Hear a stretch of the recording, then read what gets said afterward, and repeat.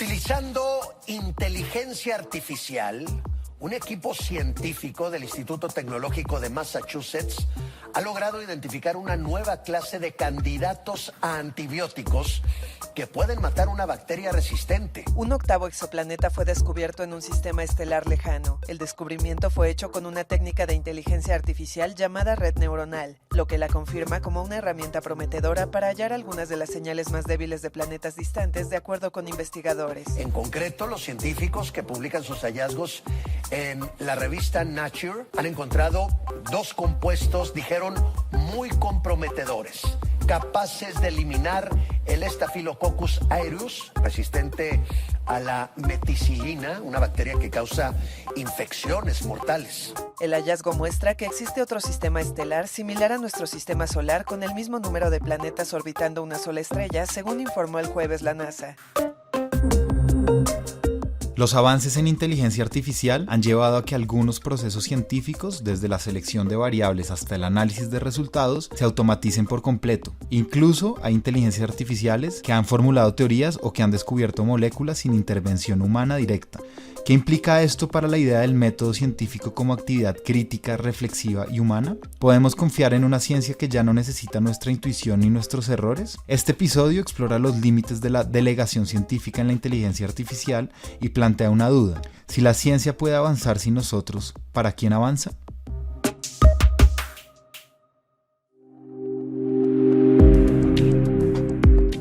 Bienvenidas y bienvenidos a IA Luego Existo, la cuarta temporada de Clase a la Casa, un podcast producido por 070 Podcast. En esta temporada exploraremos, desde el arte hasta la medicina, cómo la llegada de la inteligencia artificial a nuestras vidas abre nuevas conversaciones sobre nuestro día a día, sobre nuestra visión del mundo y sobre nuevos horizontes del presente y del futuro. Porque entender la IA nos ayuda a decidir en qué sociedad queremos vivir.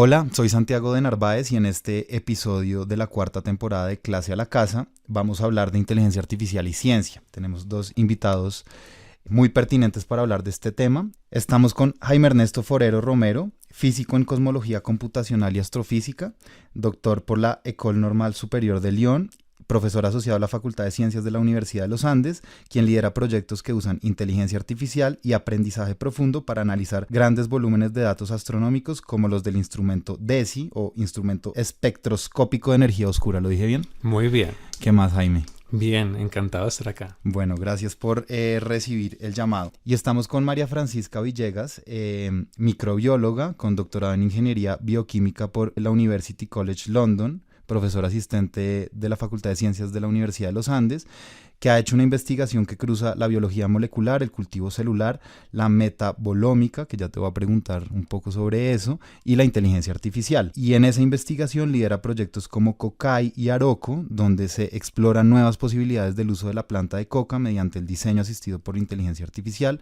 Hola María Francisca, ¿cómo estás? Hola, ¿cómo estás? Muchas gracias por la invitación. Gracias a ustedes dos por atender a esta conversación donde queremos, como decía ahorita en la introducción, preguntarnos por cómo esta tecnología que entró a nuestras vidas ya de sopetón está cambiando la manera en que se investiga la ciencia y que nuevas preguntas sobre la ciencia misma están surgiendo en sus respectivos campos. Quiero empezar entonces preguntándoles de manera general eso. Muchas personas, digamos, piensan la inteligencia artificial como una herramienta para escribir textos, para generar imágenes, para resumir documentos, pero ustedes trabajan en sus campos con la inteligencia artificial que, por ejemplo, detecta galaxias, en tu caso, Jaime, o en tu caso que ayuda a detectar rutas metabólicas no alcaloides de la coca, por ejemplo. ¿Cómo le explicarían a alguien del común, a la audiencia, una persona del corriente que usa ChatGPT o Gemini, cómo se está usando la inteligencia artificial en la ciencia, en sus respectivos campos? Si quieres empezar tú, María Francisca. Bueno, pues digamos que haciendo el símil con la forma en la que uno puede utilizar la inteligencia artificial generativa, pues es de alguna forma una herramienta que le facilita a uno comprender un poco ese universo de datos que hoy en día tenemos la capacidad de generar. Y eso es básicamente el hito que ha hecho de la inteligencia artificial una herramienta tan potente, para, yo diría, todas las áreas del conocimiento. Entonces, por ejemplo, en mi caso, ahorita que me decías que habláramos un poco más de metabolómica, Sí. la metabolómica nos permite estudiar de forma masiva cada uno de esos compuestos químicos o metabolitos que llamamos, que están en una célula en un momento determinado. Y eso habla mucho de los procesos fisiológicos que están ocurriendo hoy en día, ahí adentro. Cómo obtiene energía, cómo genera los desechos. Y en mi caso, el metabolismo secundario, o sea, todas esas moléculas que los organismos generan frente a su relación con el ambiente. Aquí estamos hablando de alcaloides, que son venenos que generan las plantas para defenderse, en muchos casos, no voy a decir que todos.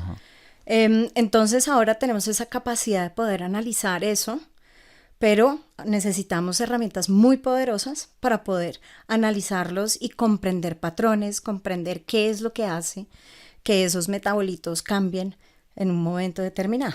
Si me puedes contar antes cómo era ese análisis de los metabolitos antes de la inteligencia artificial, o esto es una disciplina que aparece con esto, o cómo ha sido el cambio, o para qué se está usando la inteligencia artificial en ese análisis. Pues es difícil decirte cuál es el cambio, ese momento que se dio, porque siento que estas dos cosas van muy de la mano. Okay.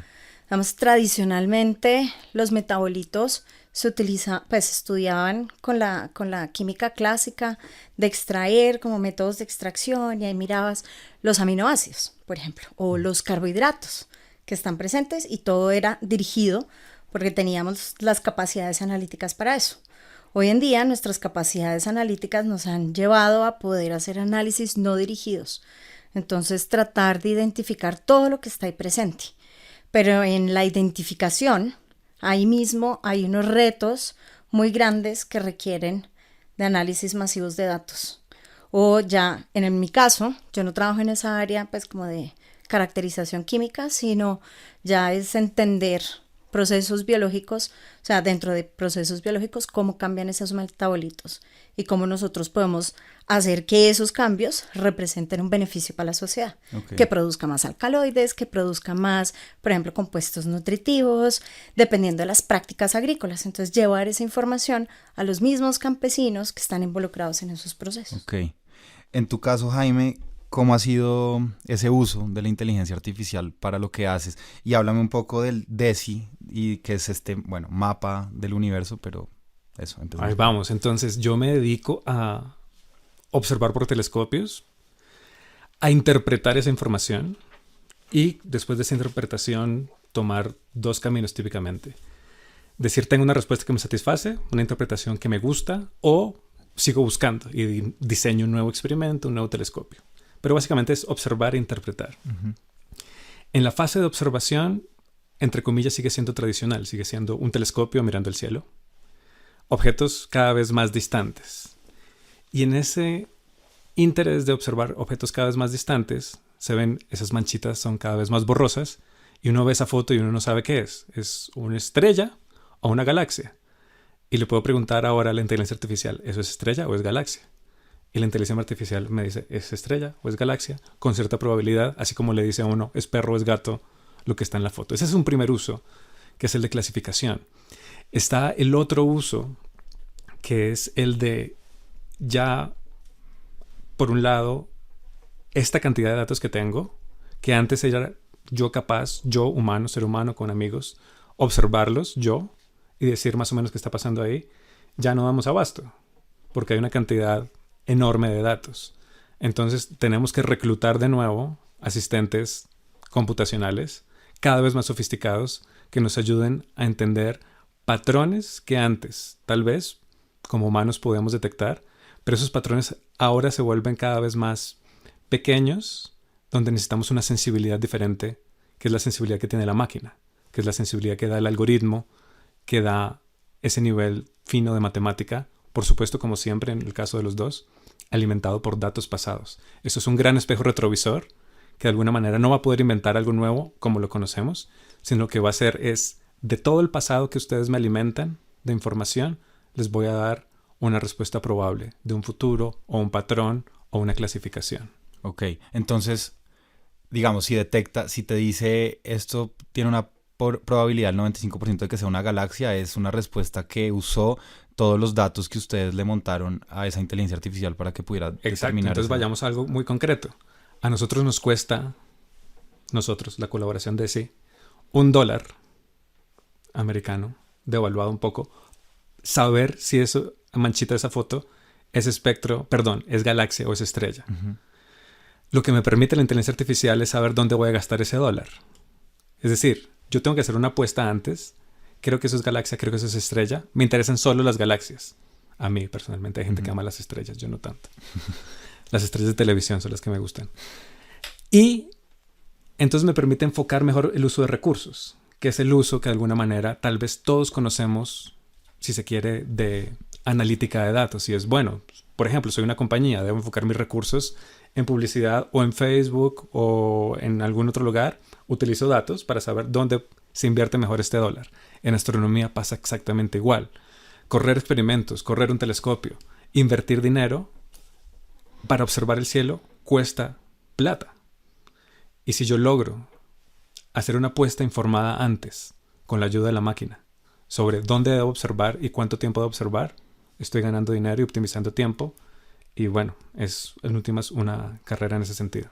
¿Estás asintiendo, María Francisca, en tu caso es igual o cómo pasa con el tema de la optimización de recursos? Sí, por ejemplo, en uno de los proyectos que tenemos, no particularmente Coca y Aroco, pero sí hemos utilizado inteligencia artificial para buscar genes que estén, pues que codifiquen para enzimas relacionadas con la síntesis de alcaloides, porque todavía no estaba en esa época, pues en ese momento no estaba descrita la ruta metabólica y nosotros queríamos reconstruirla en bacterias para producir estos compuestos como se produce la cerveza. Entonces teníamos que llevar esa información a otro organismo, pero era información que no conocíamos. Uh-huh. Y claro, haciéndolo de las estrategias tradicionales es muy costoso y requiere muchos recursos para poder, pues, estudiar todos los candidatos. Entonces nosotros, y además que ya se llevaban muchos años sin que hubiera un nuevo descubrimiento. Entonces eso también le dice a uno, bueno, aquí hay algo que está pasando, la información no es tan fácil de conseguir. Entonces, como nosotros no estamos tan interesados en describir el metabolismo, sino en lograr que un microorganismo produzca la molécula, pues puede ser cualquier enzima que haga la reacción, ¿sí?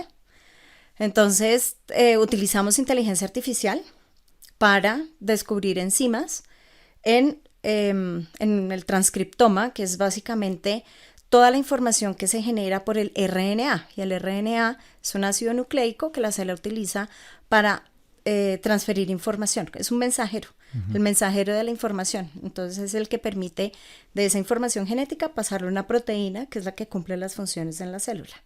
Entonces en este caso utilizábamos ese mensajero para de ahí leer toda la información que está presente y a través de inteligencia artificial decirle, bueno, de todo eso que está ahí, ¿qué puede ser que codifique para esta enzima que haga particularmente esta, pues no que haga la reacción, sino que interactúe con este sustrato?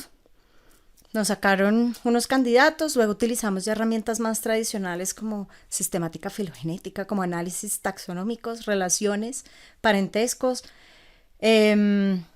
y evaluamos estos candidatos y eran positivos en los 3 procesos que estábamos estudiando en ese momento. O sea, en el caso tuyo y de ustedes es similar a lo de Jaime, o sea, hay un montón de información, un banco de datos, no sé cómo funcione, que la inteligencia artificial examina para decir, bueno, esto puede ir por acá o esto puede ir por acá y le ahorra a uno todo ese trabajo que pueden dedicarle a otras cosas o...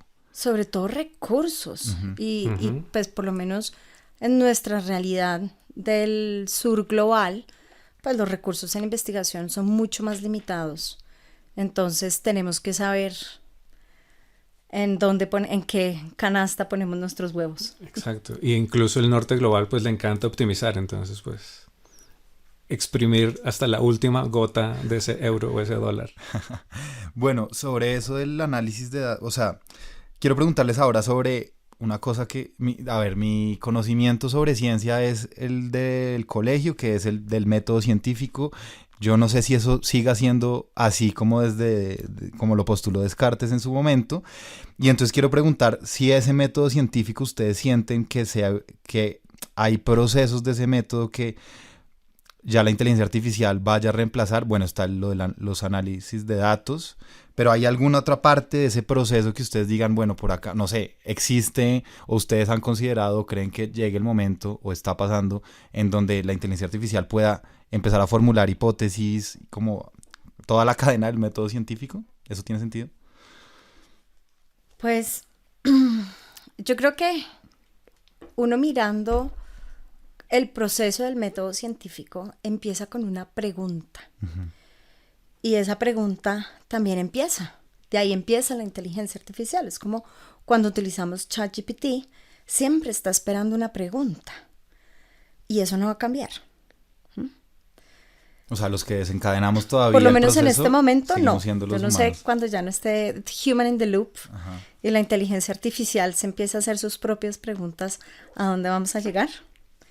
Pero en este momento eso no va a cambiar porque las cosas existen y el nuevo conocimiento se desarrolla es porque nosotros queremos, porque nosotros nos estamos preguntando, queremos entender el mundo, queremos entender por qué vivimos, por qué morimos, queremos resolver los problemas que sufrimos día a día, el cambio climático, bueno, creo que no hay que repetir todo eso.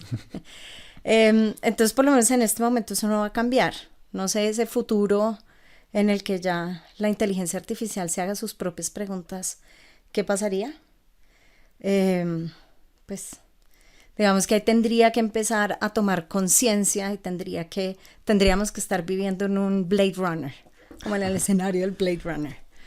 Entonces siento que eso no va a cambiar. Y lo otro que también es importante tener en cuenta es que la inteligencia artificial no genera nuevo conocimiento. O sea, utiliza el conocimiento que ya existe y se alimenta de eso, y por la capacidad de procesamiento es que puede encontrar patrones que de pronto uno no encuentra fácilmente porque no tiene la información. Y pues básicamente esa es la base de la innovación. Y es, por ejemplo, en mi caso, microbióloga, que me fui a hacer un doctorado en ingeniería, pues me moví del área del conocimiento y eso le da unas herramientas que a veces otros no las tienen. Entonces, digamos que esa capacidad la tiene la inteligencia artificial, que pues está la información con la que uno la alimenta, pero no crea nueva información en sí misma. Eso lo tenemos que hacer nosotros. Entonces está limitada bajo ese escenario en donde el método científico busca es desarrollar nuevo conocimiento. Uh-huh. Entonces, pues yo pienso que en ese escenario el método científico pues va a seguir siendo relevante. Prevalece. Sí. Jaime, ¿cómo la ves? En astronomía pasa algo raro porque nosotros, por ejemplo, no tenemos experimentos realmente. Observamos, pero no tenemos laboratorios realmente para cambiar cosas. Esa diferencia entre observación y experimento hace que mi interpretación, al menos, de todo lo que tú dijiste sea diferente. Entonces vamos por partes. Los colegios. ¿Qué dicen los colegios? Los colegios nos cuentan un montón de mentiras piadosas, como pues bueno, no los culpo. Pero cuando nos hablan de ciencia, pues nos lo reducen demasiado. Y la ciencia para mí, ¿qué es? Pues son tres cosas en realidad. Como los conocimientos científicos, es decir, afirmaciones tal vez. La comunidad científica, las personas que hacen ciencia. Y lo que podríamos llamar el proceso o el método científico. Cuando yo entro a un área de investigación o cuando me inicié en un área de investigación, y por eso hice la salvedad antes, astronomía, que es bastante particular, yo no llegué con preguntas, llegué como, esto me encanta. O sea, llegué desde un asombro total y uno empieza a meterse en la comunidad científica, pero a veces uno realmente no ve claro, es que hay una pregunta de investigación. Eso llega un poco después, cuando uno tiene que conseguir dinero y escribir propuestas y todo eso, para escribirlo en un lenguaje que, entre comillas, es el que nos dicen los colegios. Pero para mí, en la práctica, en la vida real del astrónomo, que se va a la montaña a estar en silencio, que somos un poco los hippies también de la ciencia. Bueno, los biólogos también nos compiten ahí. Hay como un goce de entrada. Entonces está la pregunta. ¿Vamos a usar la inteligencia artificial para maximizar nuestro goce o minimizar nuestro goce.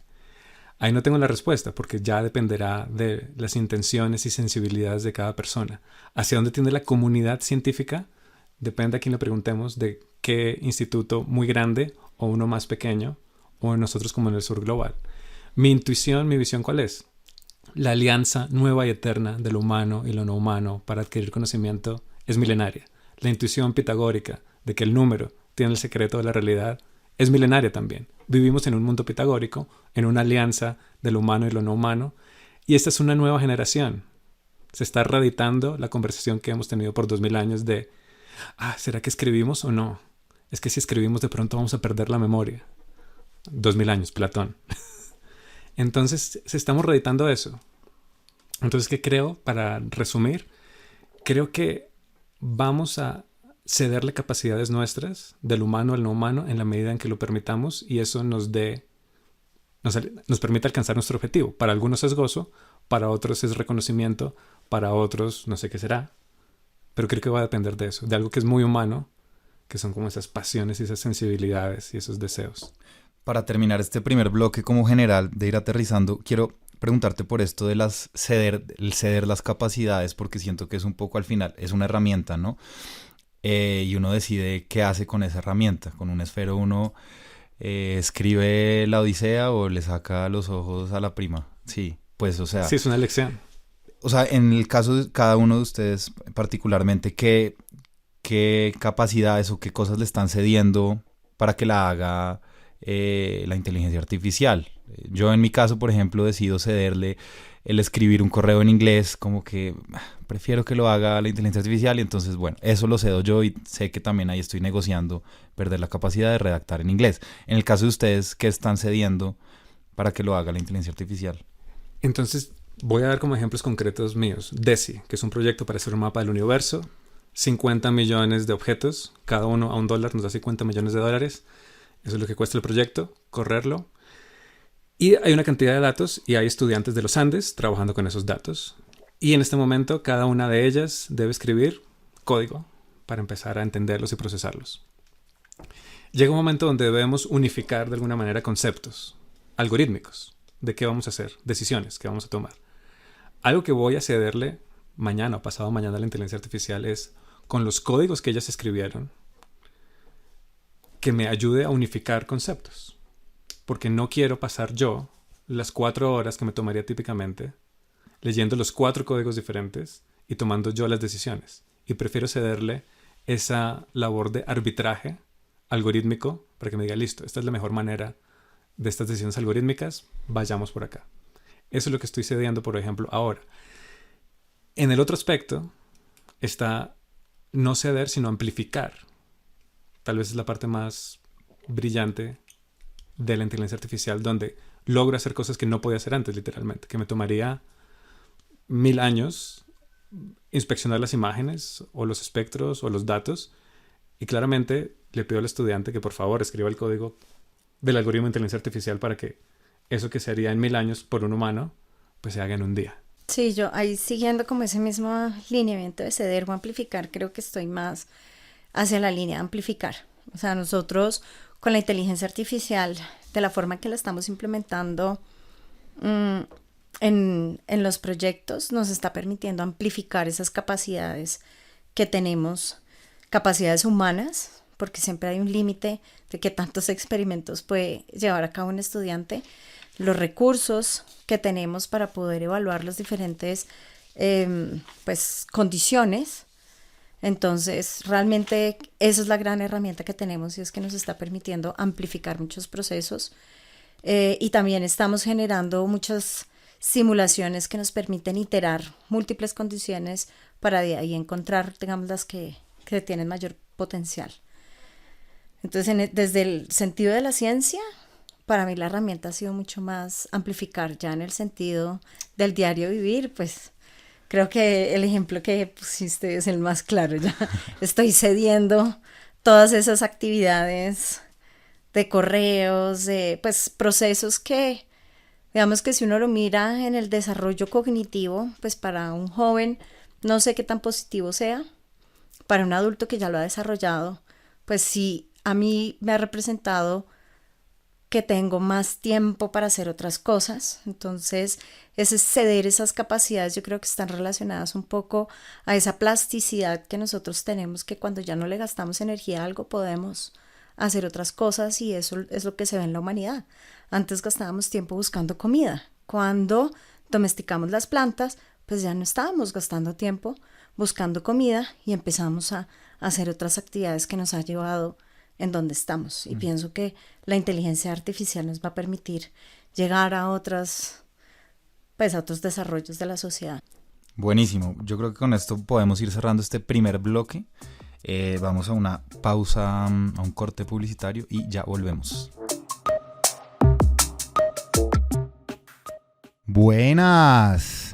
Si llegaron hasta este punto, les recomendamos escuchar la segunda temporada de nuestra serie de entrevistas En el Vagón de 070, donde conversamos con personajes como el escritor Giuseppe Caputo, el periodista performático Cristian Alarcón o el músico bogotano Gato de Monte. Y esté pendiente también del siguiente episodio, en el que hablamos con el glaciólogo Jorge Luis Ceballos sobre los glaciares ecuatoriales y la pronta extinción del Nevado Santa Isabel en Colombia. No se lo pierda. Volvimos, estamos ya en esta segunda parte de esta conversación.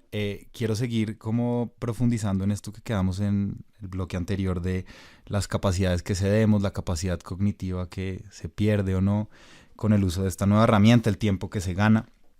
Y quiero también retomar lo que hablábamos someramente del método científico.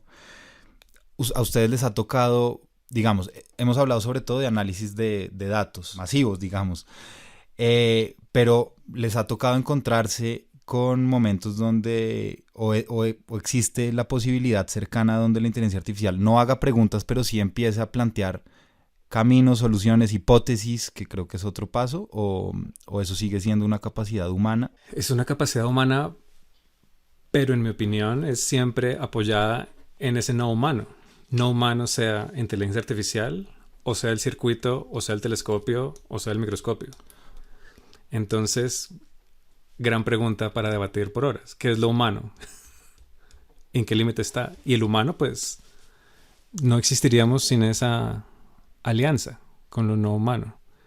Entonces, claro, hoy puedo decir, claro, yo produje una hipótesis, pero lo que pasó, por decirlo así, detrás de cámaras, es que pues me ayudé de algoritmos y de datos pasados y de máquinas para afinar mi hipótesis, antes de, por decirlo así, sacarla a la luz. Entonces, ¿fue humano o no fue humano? Y otro punto tal vez relacionado es el de la interpretabilidad. Cuando me da un resultado de la inteligencia artificial, sé cómo llegó ahí o no, lo logro entender.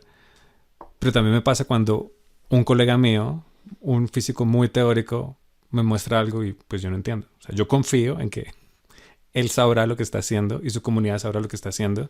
Entonces yo no lo puedo interpretar. Ese es el punto de quiebre para decir es válido o no. Entonces ahí hay muchas cosas, áreas grises, que tal vez el mensaje aquí es, tal vez las cosas ya estaban funcionando de una manera diferente a lo que nos decían en el colegio, que era el humano haciendo un ciclo de una cosa luego la otra. Tal vez ya había una colaboración anterior con la máquina y lo no humano. Bueno, ustedes han mencionado dos conceptos, pues como el concepto de sur global, norte global. En la ciencia, pues la ciencia está atravesada por lo humano, por la política, por la sociedad, por las desigualdades también en muchos casos. Y quiero preguntarles, ¿qué tan accesible es hoy para científicos del sur global y específicamente para científicos y científicas de Colombia trabajar con estas herramientas de inteligencia artificial? Sí, están totalmente a la mano. Y yo creo que esa también es una de las oportunidades que hay de involucrar la inteligencia artificial en nuestros procesos, y es que la ciencia es libre para todos.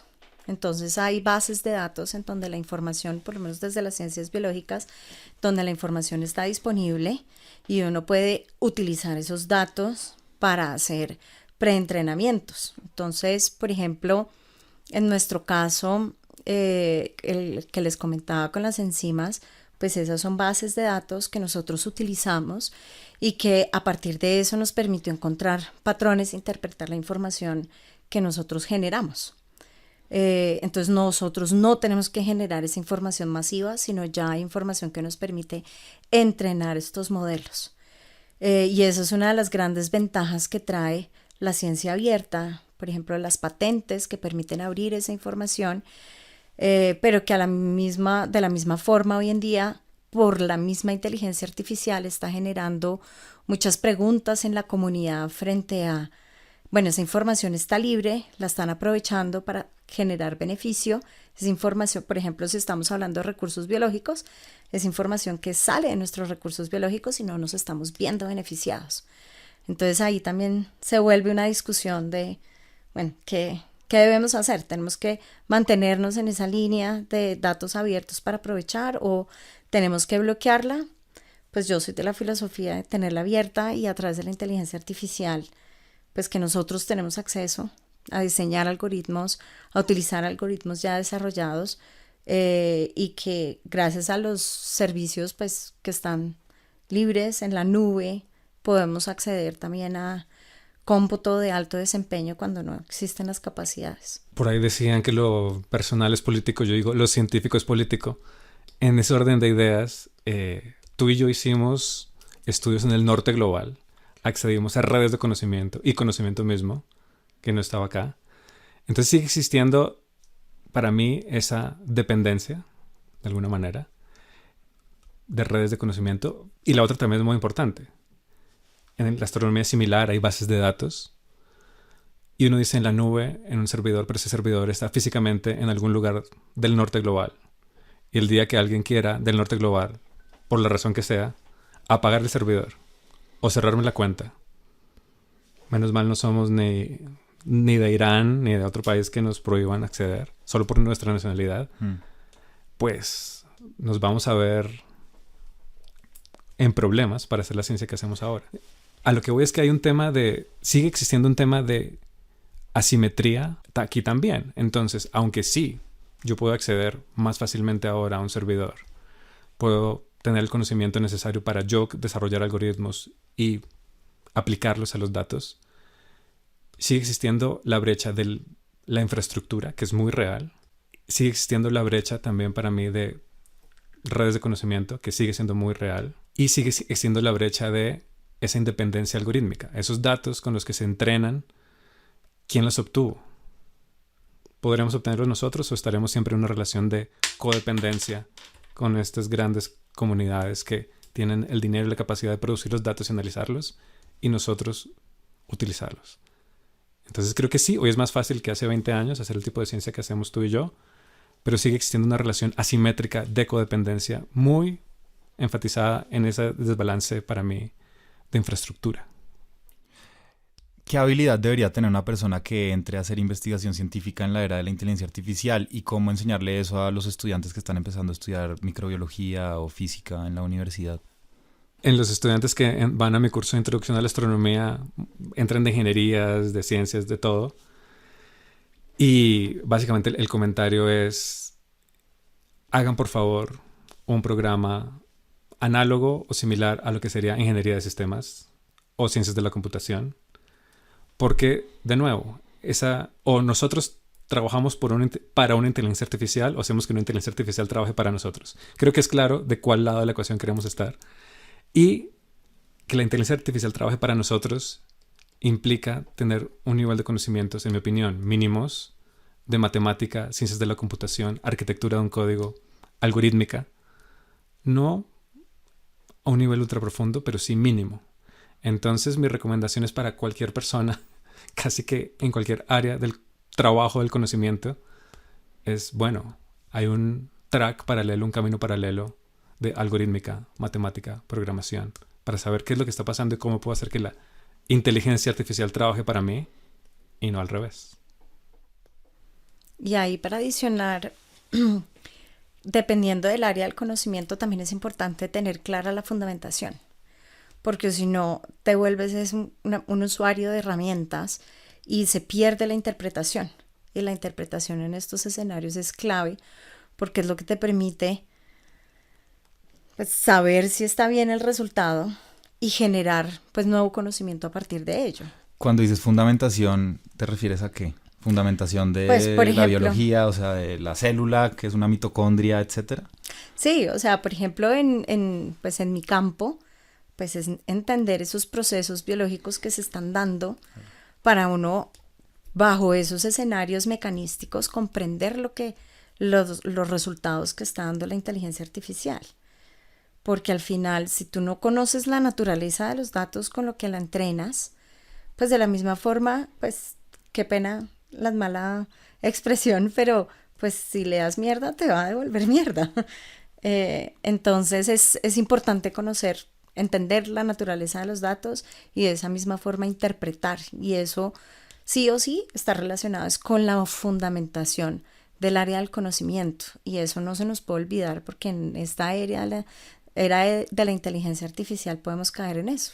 No tengo ChatGPT que me lo dice todo, pero pues si no sabes si lo que te está diciendo es real, no tienes ese pensamiento crítico y el conocimiento base para poder criticarlo, pues vas a terminar creyéndole.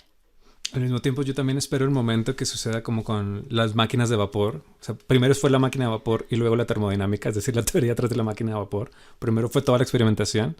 Espero el momento donde una persona encuentra el resultado clave, ayudado por inteligencia artificial, por supuesto, y no sabe cómo llegó ahí, lo comparte, la comunidad lo valida y todo el mundo dice, pero ¿cómo llegó ahí? Espero que pase también.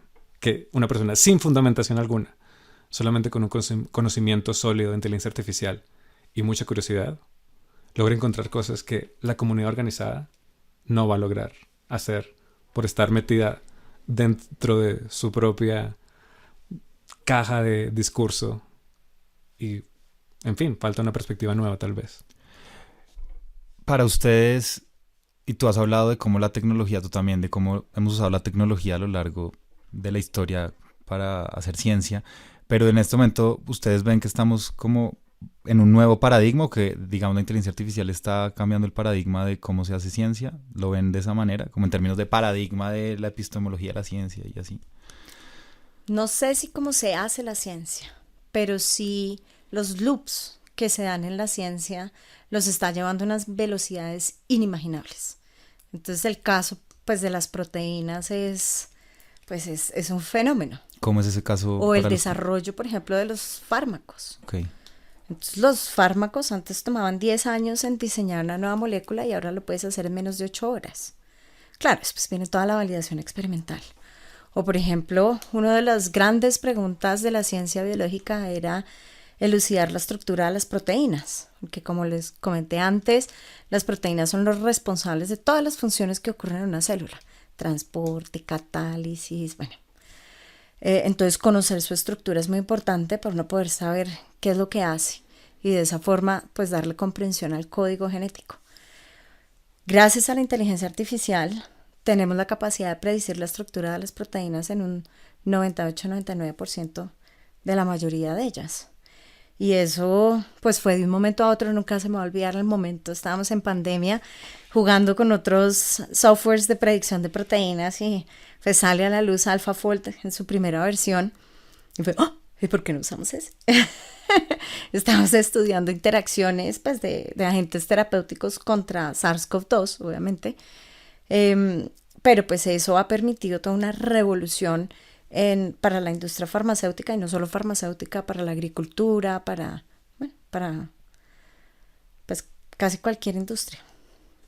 Ahí solo tengo que decir totalmente de acuerdo, el tema es con la velocidad y creo que mi única recomendación en ese caso sería leer un libro de este escritor chileno Benjamín Labatut, Maniac, donde la mitad de ese libro, un tercio de ese libro, la parte más gruesa es sobre John von Neumann, uno de los consejeros fundadores de la Universidad de los Andes, genio total, y el último tercio es sobre AlphaGo. AlphaGo y su enfrentamiento con el humano y cómo el humano llega a ese rincón de creatividad, pero el punto importante es esa locura a la que se llega por esas altas velocidades de esa nueva manera de analizar, comprender e interpretar la realidad. Eso es realmente lo que creo que nos va a llevar a un nivel que nadie se logra imaginar ahora. Bueno, de pronto esto que acaban de decir cada uno sirve como modo de reflexión, pero sí les quiero pedir a cada uno como una semblanza, una reflexión, alguna idea, una pregunta también, si la tienen, si no, no importa, pero pues algo que no hayamos tocado que les parezca importante señalar en esta conversación. Creo que aquí es importante recordar que estamos en este torbellino preguntándonos cosas sobre la realidad, lo que significa ser humano, y ese es el valor tal vez de estas conversaciones. Y en estas conversaciones donde el escepticismo de un científico juega un rol, tal vez el eslogan para llevar en una camiseta y recordar, y con el que me gustaría cerrar al menos mi intervención, es: no creamos todo lo que pensamos. Ese sería el mejor cierre para mí. Yo creo que, pues, desde mi lado, creo que la inteligencia artificial es una oportunidad para volver a esa humanidad, a ese disfrute, de pronto un poco al arte, retomar un poco el arte y creo que es una oportunidad para repensarnos como sociedad, porque ya ese afán de logro, ese afán de consumo, ese afán de información, pues se lo podemos, ese de pronto es esa capacidad que podemos entregar y retomar más esa esencia como sociedad y como ser humano, y ahí creo que pueden ocurrir cosas increíbles para el mundo. Buenísimo. Bueno, a los dos muchas gracias por su presencia acá, por su tiempo, y a las que nos escuchan, los que nos escuchan, gracias también por la paciencia, y nos vemos en el siguiente episodio de Clase a la Casa. En esta 4ª temporada vamos a hablar de educación e inteligencia artificial. Chao, gracias a ustedes.